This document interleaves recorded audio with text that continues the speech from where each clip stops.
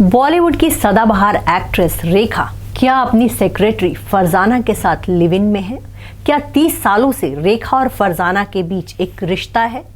इसी रिश्ते पर कभी रेखा की जेठानी ने उंगली उठाई थी। रेखा की जेठानी ने जब मुकेश अग्रवाल ने सुसाइड किया था तब उनकी जेठानी ने कहा था कि रेखा का जो संबंध है उनकी फरजाना जो सेक्रेटरी है उनके साथ पति पत्नी जैसा है, और इसी वजह से मुकेश अग्रवाल डिप्रेशन में आ गए थे और फिर उन्होंने मौत को गले लगा लिया।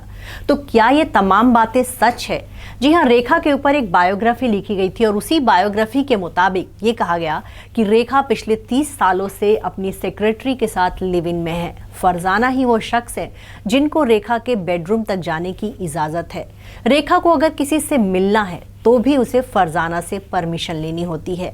तो जी हाँ, ये फरजाना कौन है ये हम आपको बताएंगे। साथ ही आपको बताएंगे कि रेखा का नाम फरजाना से क्यों जुड़ता है, क्यों रेखा के साथ साए की तरह चलती हैं फरजाना। फरजाना किसी जमाने में रेखा की हेयर ड्रेसर हुआ करती थी। धीरे धीरे दोनों के बीच दोस्ती बढ़ी और फिर रेखा ने अपने सारे राज उनके साथ शेयर करने शुरू किए। इसके बाद रिश्ता इतना गहरा हो गया कि रेखा ने उन्हें अपनी सेक्रेटरी बना लिया। सेक्रेटरी के बाद अब कहा गया कि रिश्ता इतना ज़्यादा गहरा गया कि वो रेखा के घर में ही रहने लगी और अभी भी पिछले 30 सालों से फरजाना रेखा के घर में रह रही हैं। फरजाना की मर्जी के बगैर रेखा के घर में एक पत्ता भी नहीं हिलता है। रेखा फरजाना की मर्जी के बगैर कोई काम नहीं करती। इस रिश्ते पर मुकेश अग्रवाल के परिवार ने भी कभी उंगली उठाया था। मुकेश अग्रवाल की बड़ी भाभी ने ये कहा था कि रेखा का फरजाना के साथ जो रिश्ता है वो पति पत्नी जैसा है। रेखा हर समय अपनी सेक्रेटरी के साथ ही रहती है। दोनों जिस तरह से साथ रहते हैं और जिस तरह का हुलिया फरजाना अपना कर रखती हैं, उससे लगता है कि दोनों के बीच पति पत्नी का रिश्ता है। ये आरोप रेखा की जेठानी ने तब लगाए थे जब मुकेश अग्रवाल ने रेखा के दुपट्टे से जो है फांसी लगाकर आत्महत्या कर ली थी। ये बात 1990 की है जब मुकेश अग्रवाल ने आत्महत्या की थी। उस वक्त रेखा लंदन में थी और जब उनके पति का निधन हुआ तो वो उनके अंतिम दर्शन को भी नहीं आई और न ही उनकी अंतिम यात्रा में उन्होंने हिस्सा लिया था। रेखा के ऊपर तब बॉलीवुड ने कई सारे सनसनीखेज आरोप लगाए थे। फिल्म मेकर सुभाष घई ने तो ये कह दिया था कि रेखा ने जो है बॉलीवुड को बदनाम कर दिया है। जिस तरह से रेखा ने अपने पति के साथ किया है उससे बॉलीवुड हीरोइन को कोई अपने घर की बहू नहीं बनाएगा, कोई अपने घर में पत्नी का दर्जा नहीं देगा। जिस तरह से रेखा ने किया है उससे बॉलीवुड कलंकित हुआ है। बॉलीवुड भी ये मान रहा था कि मुकेश अग्रवाल के निधन के पीछे कहीं ना कहीं रेखा का हाथ है। रेखा ने मुकेश अग्रवाल से शादी रचाई लेकिन अचानक ही उनका साथ छोड़ दिया। अचानक ऐसा क्या हुआ कि पिछले 6 महीने के अंदर ही दोनों की शादी टूट गई। पहले दोनों की मुलाकात एक दिल्ली की एक पार्टी में हुई थी। पार्टी में बातचीत शुरू हुई और उसके बाद धीरे धीरे मिलना जुलना बढ़ा।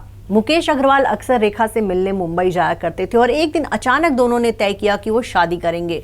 मुंबई के एक मंदिर में जाकर दोनों ने शादी रचा ली और शादी रचाने के बाद सीधे हेमा मालिनी के घर पहुंचे थे। हेमा मालिनी भी इन दोनों को देखकर चौंक गई थी। उन्हें लगा कि ये रेखा ने अचानक से क्या कर लिया। फिलहाल रेखा जो है शादी के बाद खुश थी, वो अपने पति के साथ रहने लगी। कभी वो दिल्ली जाती थी तो कभी उनके पति मुंबई आ जाते थे। लेकिन धीरे धीरे कहा जाता है कि रेखा अपने पति से ऊबने लगी।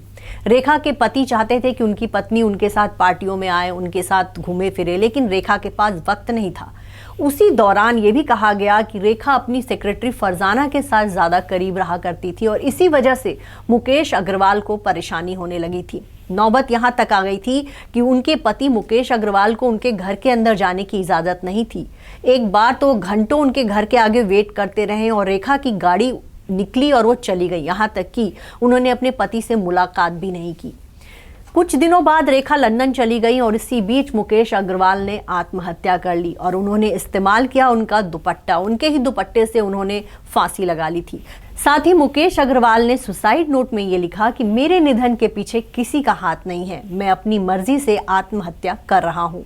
उन्होंने जो भी प्रॉपर्टी थी अपनी वो अपने बच्चों के नाम कर दी और उसके बाद उन्होंने रेखा को एक फूटी कौड़ी भी नहीं दी। वहीं रेखा को भी उनसे कोई मतलब नहीं रह गया था। ये लेटर वायरल हुआ, ये तमाम बातें सामने आई और उसके बाद रेखा जो है पूरे देश में बदनाम हो गई। लोग उनको नेशनल वैम्प कहने लगे। बॉलीवुड के ही एक बड़े एक्टर ने रेखा को नेशनल वैम्प तक कहा था। उनकी ज़बरदस्त विच हंटिंग हुई लेकिन रेखा के ऊपर कोई फर्क नहीं पड़ा, उन्होंने चुप्पी साधे रखी। बाद में सिमी गरेवाल के शो में उन्होंने बताया कि उनकी जो शादी हुई थी, शादी में कुछ महीनों बाद ही उनके लगने लगा था कि वो और मुकेश एक दूसरे से बिल्कुल डिफरेंट है और इसीलिए उन्होंने धीरे धीरे अपने पति से दूरी बनानी शुरू कर दी थी। कहा यह जाता है कि रेखा ने फरजाना की वजह से अपने पति से दूरी बनाई थी क्योंकि वो फरजाना के साथ रिलेशनशिप में थी। ये आरोप रेखा पर उनकी जेठानी ने तो लगाए ही, बॉलीवुड के भी कई लोगों ने इस तरह की बातें उनके बारे में की। अब वहीं उनकी बायोग्राफी में भी फरजाना के बारे में काफी कुछ लिखा गया है कि फरजाना ही वो शख्स है जिनके साथ रेखा रिलेशनशिप में है, पिछले 30 सालों से दोनों लिव इन में है और फरजाना ही वो शख्स है जिसकी वजह से रेखा ने दोबारा शादी नहीं की।